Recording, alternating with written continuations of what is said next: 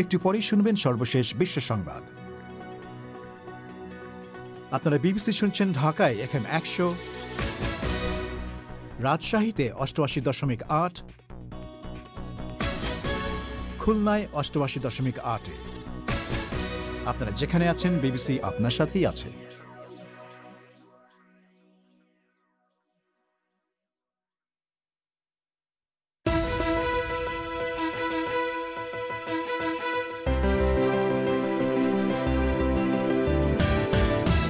BBC বাংলায় এখনকার প্রধান খবর। নতুন ধরনের করোনা ভাইরাস সংক্রমণের পর ব্রিটেন এখন এক বিচ্ছিন্ন দ্বীপ। বহু দেশ ব্রিটেনের সঙ্গে বিমান, রেল ও নৌ যোগাযোগ বন্ধ করে দিয়েছে। ব্রিটেনের অর্থনীতি কতখানি ঝুঁকির মুখে? যেসব ব্যবসায় এই সময় চলে এরা সাংঘাতিকভাবে এমনিতেই ক্ষতিগ্রস্ত হয়েছেন। এটা নিঃসন্দেহে বলা যেতে পারে যে আগামী বছরে সরকারকে অনেক রকমের অর্থনৈতিক ব্যবস্থা নিতে হবে যদি করে ছোট ব্যবসায়ীদের মধ্যে দেউলিয়াতের হার নিয়ন্ত্রণে রাখতে হয়। করোনা মহামারী মোকাবেলায় আগামী মে-জুন মাসে আরও 6 কোটি ডোজ ভ্যাকসিন আনা হচ্ছে বাংলাদেশে। রয়েছে খেলার খবর। এই সব কিছু এবং আরও নানা বিষয় নিয়ে বিবিসি বাংলায় আজকের প্রবাহ।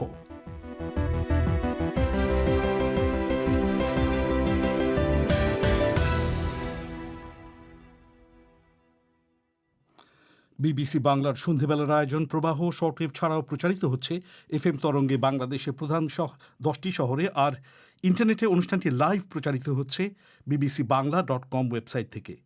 আজকে প্রবাহে আপনাদের সবাইকে সাদর আমন্ত্রণ জানাচ্ছি আমি মাসুদ হাসান খান। যেমনটা একটু আগে শুনছিলেন, নতুন ধরনের করোনা ভাইরাসের সংক্রমণের মুখে অন্তত 48 ঘন্টার জন্য হলেও ব্রিটেন এক বিচ্ছিন্ন দ্বীপে পরিণত হয়েছে। ইউরোপ সহ বহু দেশ ব্রিটেনের সঙ্গে বিমান, রেল ও নৌ যোগাযোগ অন্তত 48 ঘন্টার জন্য বন্ধ করে দিয়েছে। ইংলিশ চ্যানেলের তলায় ইউরো টানেলটিও বন্ধ রাখা হয়েছে। ডোভারের সমুদ্র বন্দরটিতে কার্যক্রম স্থগিত করা হয়েছে। পরিস্থিতি মোকাবেলায় প্রধানমন্ত্রী বরিস জনসন এক জরুরি বৈঠকে বসছেন। ওদিকে ব্রিটেনের নতুন ধরনের করোনার জীবাণু সংক্রমণ কতখানি জরুরি তা খতিয়ে দেখার জন্য ইউরোপীয় ইউনিয়নের সদস্য 27টি দেশের নেতারাও আলাদাভাবে বৈঠক করছেন।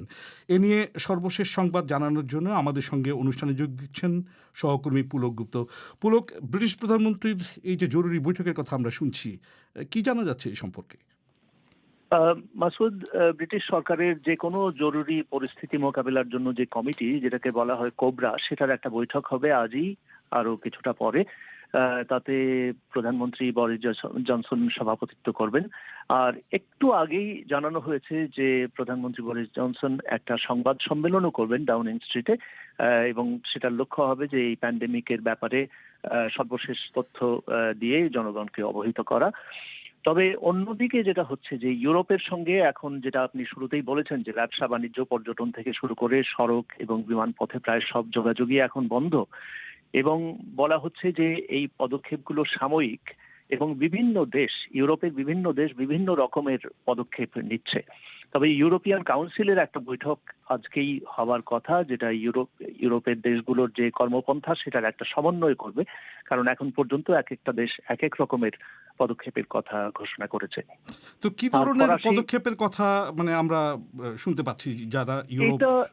এটা যতটুকু আভাস পাওয়া যাচ্ছে, ফরাসি যোগাযোগ মন্ত্রী জন বাপ্টিস্ট দিয়েবারি তিনি এর মধ্যেই বলেছেন যে আগামী কয়েক ঘন্টার মধ্যে তারা ইউরোপীয় স্তরে একটা স্বাস্থ্য প্রোটোকল তৈরি করবেন, এবং সেটার অধীনে যাতে যুক্তরাজ্যের সঙ্গে ইউরোপের যোগাযোগ এবং যান চলাচল আবার শুরু হতে পারে। যেহেতু বিভিন্ন মেয়াদে এটা করা হয়েছে এবং এক একটা দেশ আলাদাভাবে নানা রকমের পদক্ষেপ ঘোষণা করেছে, সুতরাং সেটাকে একটা সম্মিলিতভাবে ইউরোপিয়ান ইউনিয়নের আওতায় আনবার জন্য তারা একটা প্রোটোকল ঘোষণা করবেন, যেটা ইউরোপের সবগুলো দেশই মেনে চলবে বলে মনে করা হচ্ছে। পুলক, এই যে করোনা ভাইরাসের নতুন স্ট্রেইন, এই নতুন জাতের করোনা ভাইরাস নিয়ে বিশ্বব্যাপী, মানে আমি ইউরোপে তো বটেই, ব্রিটেনে এরকম একটা অবস্থা, এত উদ্বেগ কেন তৈরি হয়েছে এ সম্পর্কে আমরা আসলে কি জানতে পারছি? কারণটা হচ্ছে যে করোনা ভাইরাসের মিউটেশন সবসময় হচ্ছে, এবং এই পর্যন্ত করোনা ভাইরাসের অন্তত 17টি মিউটেশন হয়েছে। কিন্তু এটার ব্যাপারে যেটা জানা যাচ্ছে যে প্রথমে সেপ্টেম্বর মাসে যখন এটা ধরা পড়েছিল, তখন লন্ডনের 1/4 করোনা ভাইরাস কেস এই নতুন ভ্যারিয়েন্টের কারণে হয়েছিল। ডিসেম্বর মাসে দেখা যায় যে লন্ডন এলাকার 2/3 সংক্রমণই এই বিশেষ ভ্যারিয়েন্টের কারণে হয়েছে। তার ফলে বিজ্ঞানীরা বুঝতে পারেন যে এটা অত্যন্ত দ্রুত ছড়াচ্ছে, এবং যেটা জানা গিয়েছে যে এই ভাইরাসটা অত্যন্ত সহজে সংক্রমিত হতে পারে, এবং অত্যন্ত দ্রুত গতিতে সংক্রমিত হতে পারে। করোনা ভাইরাসের ছবি যারা দেখেছেন, যে কাঁটা এটার গায়ে কাঁটার মতন যে যে কিছু জিনিস থাকে, সেই কাঁটাগুলো কাজ হচ্ছে যে মানব দেহের যে কোষগুলো সেগুলোর সঙ্গে আটকে দেয়া ভাইরাসটাকে এবং কোষের ভেতরে ঢোকা। তো সেই কাঁটার মতন জিনিসের প্রোটিনের ভেতরে এমন একটা পরিবর্তন এনেছে এই করোনা ভাইরাসের নতুন সংক্রমণটি, যার ফলে এটা খুব সহজে আটকে যেতে পারে এবং খুব সহজে মানুষের দেহের কোষের ভেতরে ঢুকে পড়তে পারে। তো তার ফলে এটার সংক্রমণ অনেক সহজ হয়ে গিয়েছে, সেটাই অন্তত ল্যাবরেটরির পরীক্ষায় দেখার পরে বিজ্ঞানীরা বলছেন। আপনাকে অনেক অনেক ধন্যবাদ। ব্রিটেনে নতুন ধরনের করোনা ভাইরাস এবং তার প্রতিক্রিয়া সম্পর্কে শুনছিলেন সহকর্মী পুলক গুপ্তর কাছে। ইউরোপীয় ইউনিয়নের সাবেক সদস্য হওয়ার সুবাদে ওই অঞ্চলের সঙ্গে ব্রিটেনের বাণিজ্যিক যোগাযোগ সবচেয়ে বেশি। প্রতিদিন প্রচুর পরিমাণে নানা ধরনের পণ্য ইউরোপ থেকে ব্রিটেনের বন্দরগুলোতে এসে পৌঁছায়, কিন্তু সেগুলো এখন ব্যাহত হবে এই নিষেধাজ্ঞার ফলে। বিষয়টি নিয়ে আমি কথা বলছিলাম লন্ডনের school of oriental and African studies বা সোয়াসের অর্থনীতির অধ্যাপক ডক্টর মুশতাক খানের সঙ্গে।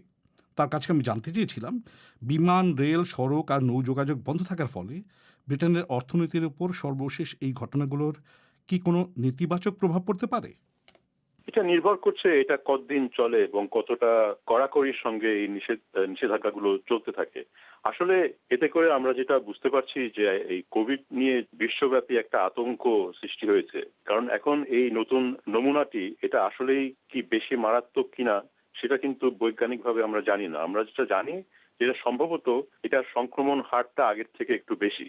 তো এই তথ্যের ভিত্তিতে এখন আরো গবেষণা চলবে এবং খুব শিগগিরই কিন্তু বিজ্ঞানীরা একটা জায়গায় আসবেন যে এটাকে আপনার নিয়ন্ত্রণে রাখার জন্য কি কি নিয়ম পালন করতে হবে। এবং আমি মনে করি না এটা খুব বেশি সময় লাগবে। যদি এমন হয় যে এটা একটা সাংঘাতিক মারাত্মক ধরনের কোভিড, তাহলে কিন্তু জিনিসটা খুব অন্য রকমের হবে। কিন্তু এখন পর্যন্ত আমরা যে তথ্য দেখেছি এটা খুব বেশি মারাত্মক ধরনের কোভিড না, এটা সংক্রমণের হারটা বেশি। তো সেই কারণে আমার মনে হয় যে খুব শিগগিরই এই নিষেধাজ্ঞাগুলো শিথিল হবে। কিন্তু ইতিমধ্যেই আমরা দেখেছি যে শেয়ার বাজারে এবং আমাদের পাউন্ডের মূল্যমানে 2-3% হ্রাস পেয়ে গেছে ইতিমধ্যেই। ব্রিটেনের খাদ্য ও পানীয় পাইকারদের প্রতিষ্ঠান ফুড অ্যান্ড ড্রিঙ্ক ফেডারেশন মনে করছে যে এসব নিষেধাজ্ঞার ফলে অন্তত স্বল্প মেয়াদে হলেও খাদ্যপণ্যের দাম বেড়ে যেতে পারে। আপনার কি মনে হয় যে নতুন ধরনের এই করোনা ভাইরাস এখনকার সমস্যাকে ব্রিটেনের জন্য আরো জটিল করে তুলতে পারে? অবশ্যই পারে, যদি এটা যদি এমনিতেই আমরা ব্রেক্সিটের কারণে অনেক রকমের অনিশ্চয়তার মধ্য দিয়ে যাচ্ছি এবং এই মাসের শেষ পর্যন্ত যদি কোনো ধরনের চুক্তিতে তারা উপনীত না হয়, তাহলে এমনিতেই কিন্তু অনেক খাদ্য শস্যের দাম বাড়বে, কারণ তার উপরে কর বসাতে হবে আন্তর্জাতিক আইন অনুযায়ী। সেটাও নির্ভর করে এখন আসলে যুক্তরাজ্যের সরকার কি সিদ্ধান্তে আসে। কিন্তু এই যে আমাদের ইউরোপের সঙ্গে খাদ্যশস্যের আমদানি রপ্তানি, এটা এমনিতে কিন্তু ব্রেক্সিটের জন্য কিছুটা বিঘ্নিত হচ্ছিল, তার উপরে আসলো এই কোভিড সম্পর্কে যেই সব নিষেধাজ্ঞাগুলো আসলো, এতে করে আরো একটা ধাক্কা লাগবে। কিন্তু এর মানে এই না যে দোকানে খাদ্য পাওয়া যাবে না বা তার সরবরাহ শেষ হয়ে যাবে, সেটার এখনো কোনো কিন্তু আশঙ্কা। ব্রিটিশ সরকারও এই কথাই বলছে যে তাদের যথেষ্ট পরিমাণে মজুদ রয়েছে। কিন্তু কোভিড মহামারীতে ব্রিটেনের বিক্রি বাট্টাও, আমি বলছি যে রিটেইল বিজনেস যেটাকে বলে, সেটাও অনেক ক্ষতিগ্রস্ত হয়েছে। তো ক্রিসমাসের সময় সেটা অনেকটা পুষিয়ে নেওয়ার আশা করছিলেন ব্যবসায়ীরা। এখন নতুন এসব নিষেধাজ্ঞার ফলে আমরা কি ধরে নিতে পারি যে খুচরা ব্যবসা আরও ক্ষতিগ্রস্ত হবে, কারণ সেই উইন্ডোটা এখন আর থাকছে না? নিঃসন্দেহে এই ছুটির মৌসুমে ব্যবসায়ী, রেস্টুরেন্ট মালিক, যারা খাদ্য এবং এই সময়কার যেসব ব্যবসায় এই সময় চলে, এরা সাংঘাতিকভাবে এমনিতেই ক্ষতিগ্রস্ত হয়েছেন। এবং এটা নিঃসন্দেহে বলা যেতে পারে যে আগামী বছরে সরকারকে অনেক রকমের অর্থনৈতিক ব্যবস্থা নিতে হবে যদি করে এই ছোট ব্যবসায়ীদের মধ্যে দেউলিয়াত্বের হার নিয়ন্ত্রণে রাখতে হয়। এটা নিঃসন্দেহে হবে। এর উপরে এখন এই কোভিড সমস্যাটা দেখা দিচ্ছে, কিন্তু তার আগেই কিন্তু এখানে অবস্থা খুব খারাপ ছিল। কথা বলছিলাম সোয়াসের অধ্যাপক ডক্টর মুশতাক খানের সঙ্গে। আপনারা শুনছেন বিবিসি বাংলার সন্ধেবেলার আয়োজন প্রবাহ। আপনাদের সঙ্গ দিচ্ছি আমি মাসুদ হাসান খান। বাংলাদেশের সরকার বলছে করোনা ভাইরাস মোকাবেলা আগামী বছরের মে-জুন মাসে আরও 6 কোটি ডোজ ভ্যাকসিন আনা হবে। স্বাস্থ্যমন্ত্রী জাহিদ মালেক আজ মন্ত্রিপরিষদের এক বৈঠকে এই তথ্য জানিয়েছেন। তার আগে ফেব্রুয়ারি মাসের প্রথম সপ্তাহ নাগাদ আসতে যাচ্ছে 3 কোটি ডোজ ভ্যাকসিনের প্রথম অংশ হিসাবে 50 লাখ ডোজ ভ্যাকসিন। এদিকে কবে থেকে এই ভ্যাকসিন দেওয়া শুরু হবে, কারা ভ্যাকসিন পাবেন, কোন বিবেচনায় তাদের বাছাই করা হবে, এসব নির্ধারণে প্রধানমন্ত্রীর নেতৃত্বে গঠিত জাতীয় কমিটি ইতিমধ্যেই কিছু বিষয় চূড়ান্ত করেছে বলে জানা যাচ্ছে। বিস্তারিত শুনুন সংবাদদাতা সাইয়েদা আক্তারের কাছে। বাংলাদেশের সোমবার মন্ত্রী পরিষদের বৈঠকে স্বাস্থ্যমন্ত্রী জাহিদ মালেক জানিয়েছেন 2021 সালের মে-জুন মাস নাগাদ আরও 6 কোটি ডোজ ভ্যাকসিন আনা হবে। বৈঠক শেষে ব্রিফিংয়ে মন্ত্রিপরিষদ সচিব খন্দকার আনোয়ারুল ইসলাম বলেছেন, প্রথম দফার 3 কোটি ডোজের পর নতুন করে 6 কোটি ডোজ ভ্যাকসিন আনতে যাচ্ছে সরকার, যা দিয়ে আরও 3 কোটি মানুষকে ভ্যাকসিন দেওয়া যাবে। স্বাস্থ্যমন্ত্রী ভ্যাকসিনের কথা বলছেন যে আরও 4 কোটি আসবে মে-জুন মাসের মধ্যে। 3 কোটি মানুষের জন্য বলছেন, 20% বলছেন যে দুইটা মিলে আমাদের 20% হয়ে যাবে, তার মানে 3 কোটি মানুষের জন্য বলছেন। এটা ওনাকে চেক করা হয়েছিল, উনি 3 কোটি মানুষের জন্য, এবং এই জন্য গ্রাসরুট লেভেল পর্যন্ত সবাইকে ট্রেনিং দেওয়া অলরেডি শুরু করে দেওয়া হয়েছে। প্লাস এই যে ভ্যাকসিন দেওয়ার ফলে যে ইনজেকশন বা কটন যেগুলি ইউজ করা হবে এগুলি কীভাবে ডিসপোজাল করা হবে সেইভাবে ট্রেনিং দেওয়া হচ্ছে। ইপিএ এর যে একটা ব্যাপক কার্যক্রম আছে সেই চেনটাকে মেইনলি ইউজ করতে চাচ্ছেন, বিভিন্ন হাসপাতালগুলি ইউজ করতে চাচ্ছেন এবং প্রাইভেট সেক্টরের হাসপাতালগুলিও ইউজ করতে চাচ্ছেন। মন্ত্রিপরিষদ সচিব মিস্টার ইসলাম জানিয়েছেন, বৈঠকে করোনা ভাইরাস মোকাবেলায় স্বাস্থ্যবিধি কঠোরভাবে প্রয়োগের জন্য স্থানীয় সরকার এবং জনপ্রতিনিধিদের সক্রিয় হওয়ার জন্য নির্দেশনা দিয়েছেন প্রধানমন্ত্রী শেখ হাসিনা। বাংলাদেশে নভেম্বর মাসের শুরুতে করোনা ভাইরাস ঠেকাতে 3 কোটি ডোজ ভ্যাকসিন আনার জন্য স্বাস্থ্য মন্ত্রণালয় ভারতের serum institute of India private limited এবং বাংলাদেশের বেক্সিমকো ফার্মাসিউটিক্যালস লিমিটেডের সঙ্গে একটি ত্রিপক্ষীয় সমঝোতা স্মারক সই করে। গত সপ্তাহে ওই প্রতিষ্ঠান দুটির সাথে একটি ক্রয় চুক্তিও স্বাক্ষর করে সরকার। চুক্তি স্বাক্ষরের পর স্বাস্থ্যমন্ত্রী বলেছিলেন, জানুয়ারি শেষে অথবা ফেব্রুয়ারির শুরুতে অক্সফোর্ড অ্যাস্ট্রাজেনেকার তৈরি ভ্যাকসিন পৌঁছাবে বাংলাদেশে। এখন প্রশ্ন হচ্ছে, নতুন যে 6 কোটি ডোজ ভ্যাকসিন আনতে যাচ্ছে সরকার, সেটা কোথা থেকে আনা হবে, আর সেই ভ্যাকসিনও কি কিনতে হবে? স্বাস্থ্য অধিদপ্তরের অতিরিক্ত মহাপরিচালক অধ্যাপক মির্জেদি সেব্রিনা ফ্লোরা বলেছেন, কোভ্যাক্সের মাধ্যমে দেশের জনসংখ্যার 20% মানুষের জন্য আসছে ওই 6 কোটি ডোজ ভ্যাকসিন। আমাদের তো এক হচ্ছে আমরা 3 কোটি ডোজ কিনেছি, যেটা আপনি জানেন বাইলেটারাল এগ্রিমেন্টের মাধ্যমে সিরাম ইনস্টিটিউট থেকে, এটা হচ্ছে 3 কোটি ডোজ। আর কোভ্যাক্সে আরো 20% পপুলেশনের জন্য কোভ্যাক্সের মাধ্যমে ভ্যাকসিন দেওয়া হবে। সে বিষয়ে আমাদের অ্যাপ্লিকেশন চলে গেছে, ওটা অ্যাকসেপ্টেবল হয়েছে। তো যখন কোভ্যাক্সের ভ্যাকসিনটা ডিস্ট্রিবিউশন হবে তখন আমরা সেটা পেয়ে যাব। তো ওইটা কি আমরা কিনবো নাকি অনুদান হিসেবে আসবে? ওটা ঠিক অনুদান বলতে পারেন, কিন্তু ওখানে কো ফাইন্যান্সিং এর একটা বিষয় আছে, কিছুটা কস্ট শেয়ার করতে হবে, কিন্তু এটা লো কস্টের আর সাবসিডাইজড রেটে। এখন ভ্যাকসিন এলে সেটি কিভাবে সংরক্ষণ করা হবে, কিভাবে বন্টন করা হবে, কারা অগ্রাধিকার ভিত্তিতে পাবেন, তাদের কিভাবে নির্বাচন করা হবে, এসব বিষয় নিয়ে কাজ করছে টিকা ব্যবস্থাপনার জন্য সরকারের গঠিত জাতীয় কমিটি, যার নেতৃত্বে রয়েছেন প্রধানমন্ত্রী শেখ হাসিনা। জাতীয় কমিটি ইতিমধ্যে একটি কর্মকৌশলের খসড়া চূড়ান্ত করেছে। অধ্যাপক মির্জেদি সেব্রিনা ফ্লোরা বলেছেন, ভ্যাকসিন পাওয়ার জন্য অগ্রাধিকার কোন মানদণ্ড অনুযায়ী নির্ধারিত হবে সেটি ইতিমধ্যেই চূড়ান্ত করেছে কমিটি। এখন তালিকা প্রস্তুত করার কাজ চলছে। আমাদের একটা ন্যাশনাল কমিটি আছে, সেটা হচ্ছে যে প্রাইম মিনিস্টার অফিস থেকে করা হয়েছে কমিটিটা, মানে প্রাইম মিনিস্টার দপ্তর হচ্ছে এটা মেইনলি কোঅর্ডিনেট করে, মুখ্য সচিব মহোদয় এটা চেয়ার। সেটা গতকাল একটা মিটিং হয়েছে, আমাদের যা প্রোগ্রেস আছে আমরা সেগুলো আলোচনা করেছি। এবং যেহেতু এটা ইন্টার মিনিস্ট্রিয়াল মিটিং, তো অন্যান্য মিনিস্ট্রির যে সমস্ত জায়গায় সহযোগিতার বিষয় আছে সেগুলো নিয়ে আলোচনা হয়েছে। এর মধ্যে সবচেয়ে বড় গুরুত্বপূর্ণ জায়গা হচ্ছে যারা ভ্যাকসিন পাবে তাদের তালিকা প্রস্তুত করা। তো আমরা কারা পাবে প্রায়োরিটি ক্রাইটেরিয়াটা আমরা ফাইনাল করেছি। এখন এই তালিকা প্রস্তুত করার কাজ নিয়ে আইসিডি ডিভিশন আমাদেরকে সহযোগিতা করছে, এর জন্য সফটওয়্যার ডেভেলপ করে কিভাবে রেজিস্ট্রেশন পদ্ধতিটা আমরা করবো সেটা নিয়ে এখন কাজ করছি। সরকার ইতিমধ্যে জানিয়ে দিয়েছে, ভ্যাকসিন পাওয়ার ক্ষেত্রে কোভিড-19 রোগীদের চিকিৎসা দিচ্ছেন এমন স্বাস্থ্যকর্মীরা অগ্রাধিকার পাবেন। এরপর সামনের সারিতে থেকে মহামারী মোকাবেলায় কাজ করছেন এমন পেশাজীবীদের অগ্রাধিকার দেয়া হবে। ভ্যাকসিন নিতে চাইলে যে কোনো নাগরিককে অনলাইনে নিবন্ধন করতে হবে এমন একটি পরিকল্পনা করেছে সরকার। তবে নিবন্ধনের কাজটি কবে এবং কিভাবে শুরু হবে সে বিষয়ে এখনও আলোচনা চলছে। সাইয়েদা আক্তারের প্রতিবেদন। আপনাদের এখানে জানিয়ে রাখি, বিবিসি বাংলার রাতের আয়োজন পরিক্রমার ফোন ইনে আজ করোনা ভাইরাস এবং শ্বাসতন্ত্রের রোগ সংক্রান্ত আপনাদের প্রশ্নের জবাব দেবেন ঢাকার ইউনাইটেড হসপিটালের বক্ষব্যাধি বিশেষজ্ঞ ডক্টর রওশন আরা খানম। এতে যোগ দিতে চাইলে 017141 115578 এই নম্বরে SMS করে আপনার নাম ঠিকানা জানিয়ে দিন। অনুষ্ঠানের আগে আমরাই আপনার সঙ্গে যোগাযোগ করব। এবার বাদবাকি বিশ্বের কিছু খবর মানসী বড়ুয়ার কাছে। ফাইজার বায়োনটেকের উদ্ভাবিত করোনা ভাইরাসের টিকাটি অনুমোদন করা হবে কিনা তা নিয়ে ইউরোপের ওষুধ বিষয়ক সংস্থা আজ এক বৈঠকে বসছে। আশা করা হচ্ছে তারা পুরো ইউরোপীয় ইউনিয়ন জুড়ে টিকাটি ব্যবহারের অনুমতি দেবে। জার্মান স্বাস্থ্যমন্ত্রীর চাপের মুখে এই বৈঠকের সময় এক সপ্তাহ এগিয়ে আনা হয়েছে। জার্মানিতে উদ্ভাবিত একটি টিকা এখনও সেদেশে যে দেওয়া যাচ্ছে না, এটি নিয়ে তিনি হতাশা প্রকাশ করেছিলেন। দক্ষিণ আফ্রিকার বিজ্ঞানীরা বলছেন নতুন বৈশিষ্ট্যের এক করোনা ভাইরাসের বিষয়ে তারা বিশ্ব স্বাস্থ্য সংস্থার সঙ্গে মিলে তদন্ত করছেন। এই নতুন করোনা ভাইরাসটি ব্রিটেনে ধরা পড়া করোনা ভাইরাস থেকে আলাদা। তবে বিজ্ঞানীরা বলছেন মিউটেশনের মাধ্যমে তৈরি এই নতুন বৈশিষ্ট্যের করোনা ভাইরাসটি যেভাবে মানুষের দেহকোষে গিয়ে যুক্ত হয় সেক্ষেত্রে অনেক মিল আছে। তারা মনে করছেন এর ফলে এই ভাইরাসটি খুব সহজে একজন থেকে আরেকজনে ছড়াতে পারে। তবে এখনও তারা আরও তথ্য সংগ্রহ করছেন।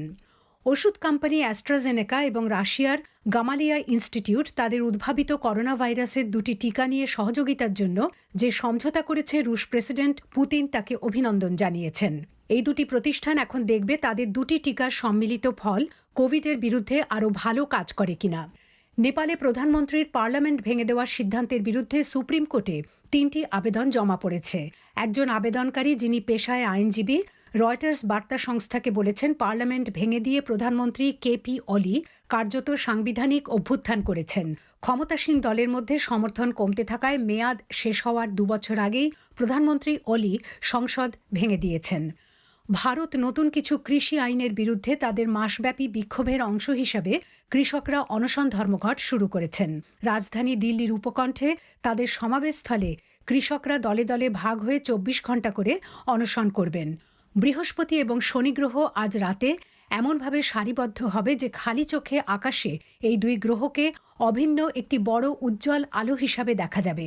মহাকাশ বিজ্ঞানীরা বলছেন মহাকাশে এমন বিরল ঘটনা এবং দৃশ্য গত 800 বছরে দেখা যায়নি। মানসী বড়ুয়া, এবার আপনাদের নিয়ে যাব খেলার মাঠে।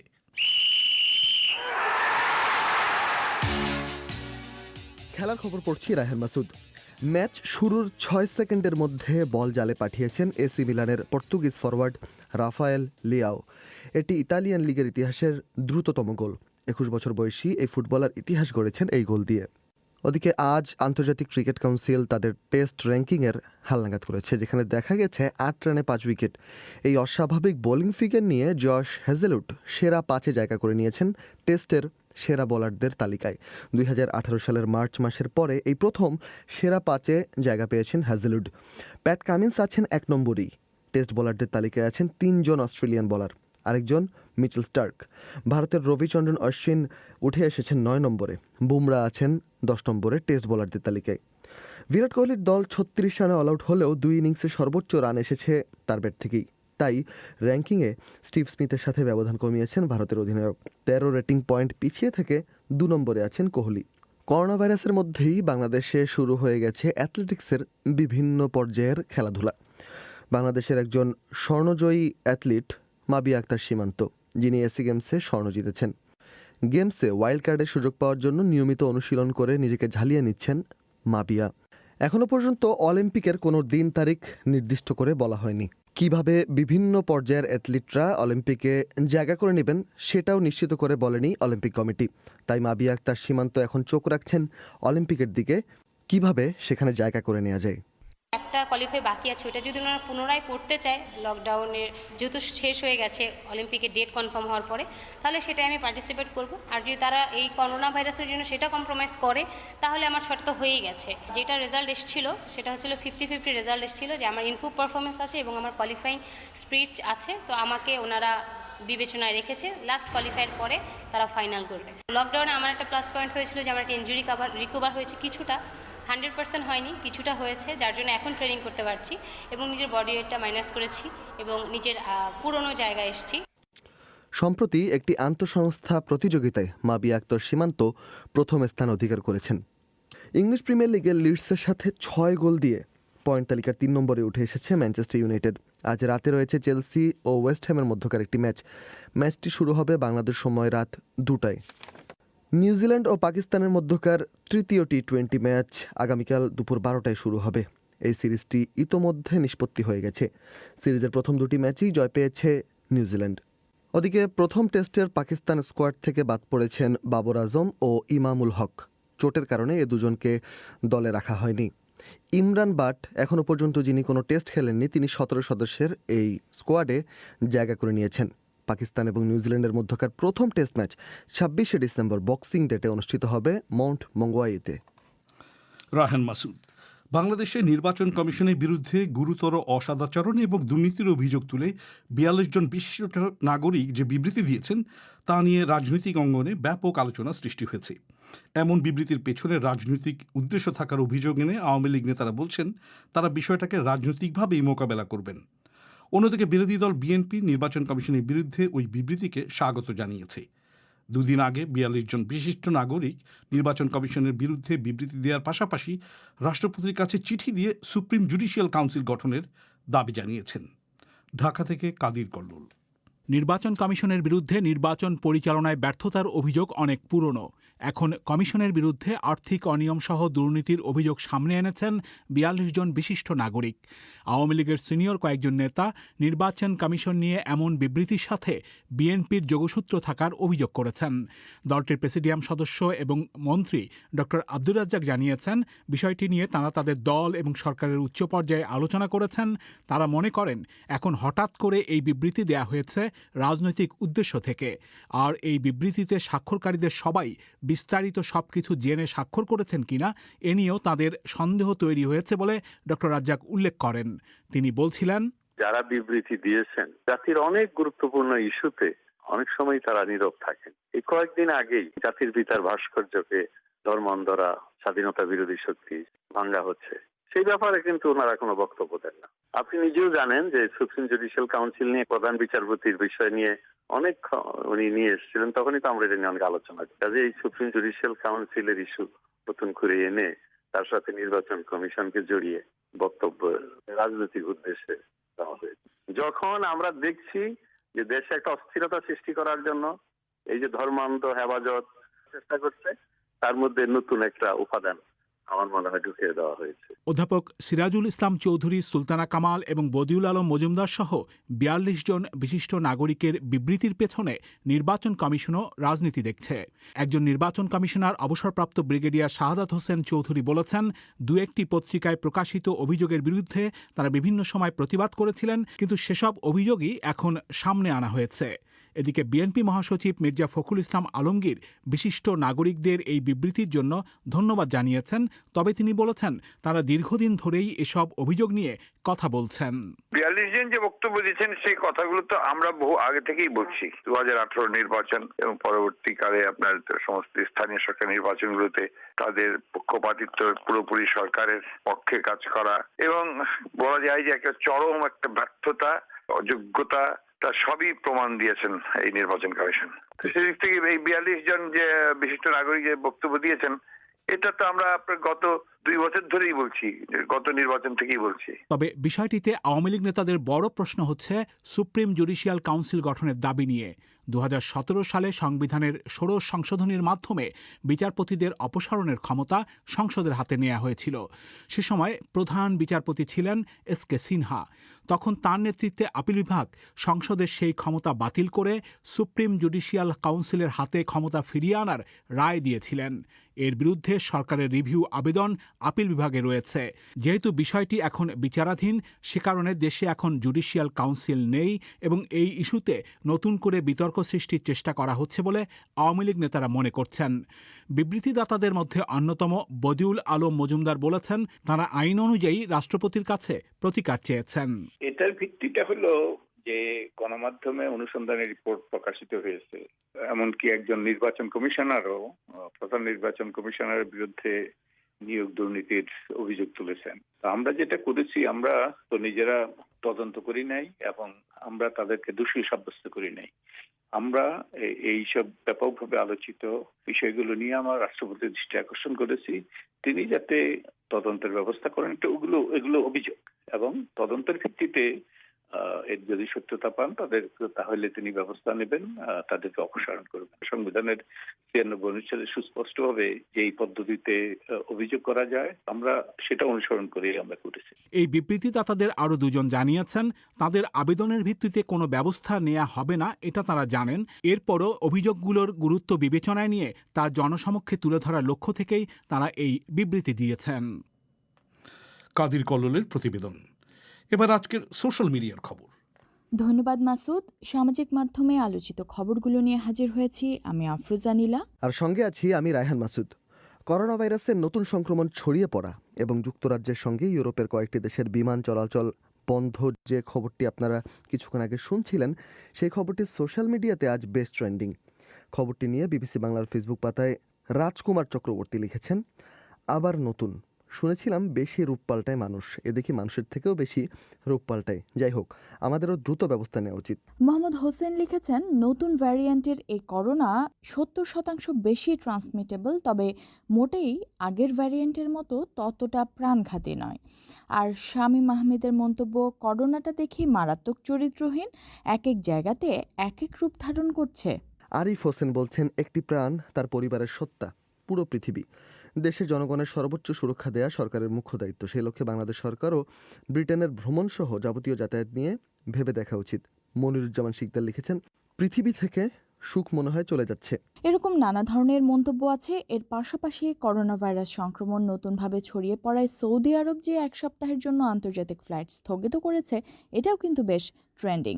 খবরটি নিয়ে মোমসাদ আল মোনায়েমের মন্তব্য, আমরা সৌদি প্রবাসীরা মনে করি সঠিক সিদ্ধান্ত নিয়েছে, কারণ এই মুহূর্তে ইউরোপের দেশগুলোতে করোনার থাবা বেশি বেড়েছে, এজন্য তাদের সাথে যোগাযোগ বন্ধ না করে সবার সাথে যোগাযোগ বন্ধ করেছে। মোহাম্মদ ইব্রাহিম সুজন লিখেছেন, আহারে ভাবছিলাম দেশে যাব, আর যাওয়া হলো না। রায়সা ইসলাম লিখেছেন, প্রবাসীদের কষ্ট আবারও শুরু হলো।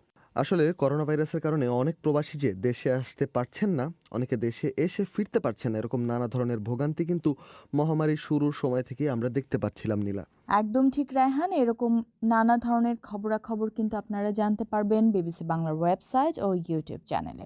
এদিকে করোনা মুক্ত হলেন শিক্ষামন্ত্রী দীপু মনি। প্রায় সব গণমাধ্যমে আসা এই খবরটিও কিন্তু আছে আলোচনায়।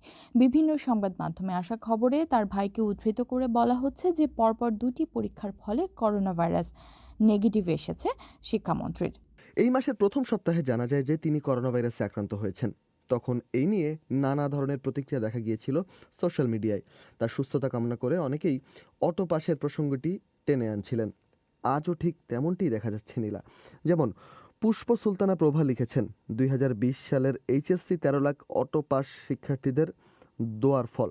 অনেকটা একই ধরনের মন্তব্য শামীমা আক্তার শোভার। তিনি লিখেছেন, আলহামদুলিল্লাহ, এবার ডিগ্রি অনার্সদের অটো পাসের ব্যবস্থা করুন, আরও অনেক দোয়া পাবেন। অন্যদিকে শরীফুল ইসলাম তুহিনের মন্তব্য, তাহলে এবার সি বিচ, সাজেক এসব বন্ধ করে স্কুলগুলো খুলে দিন।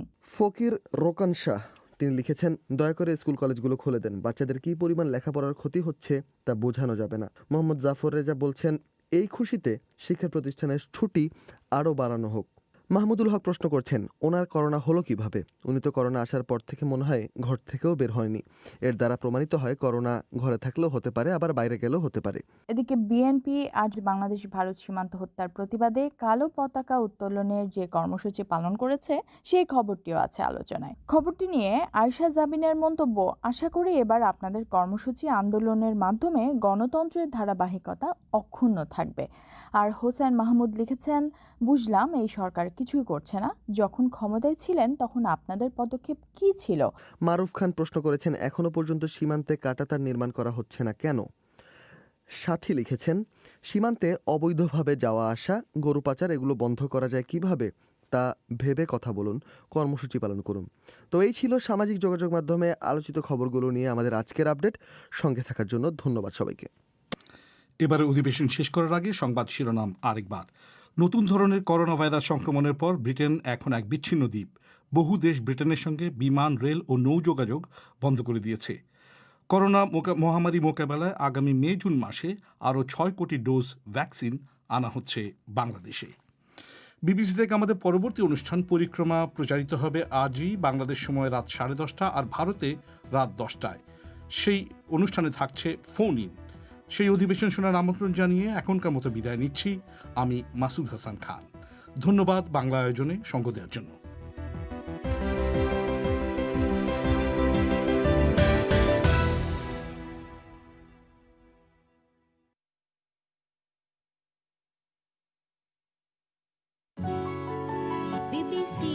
This is the BBC. There are no programmes on this channel at present. Details of all our services are at bbcworldservice.com.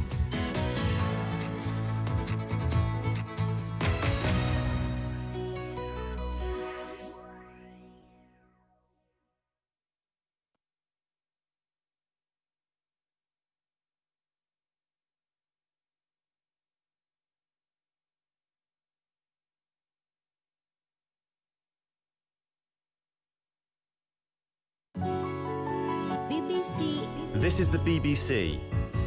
There are no programmes on this channel at present. Details of all our services are at bbcworldservice.com.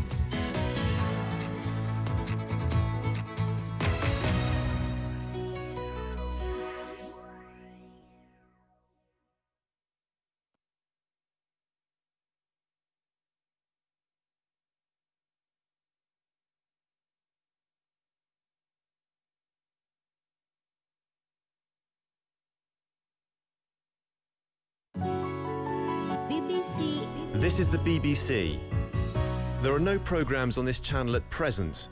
Details of all our services are at bbcworldservice.com.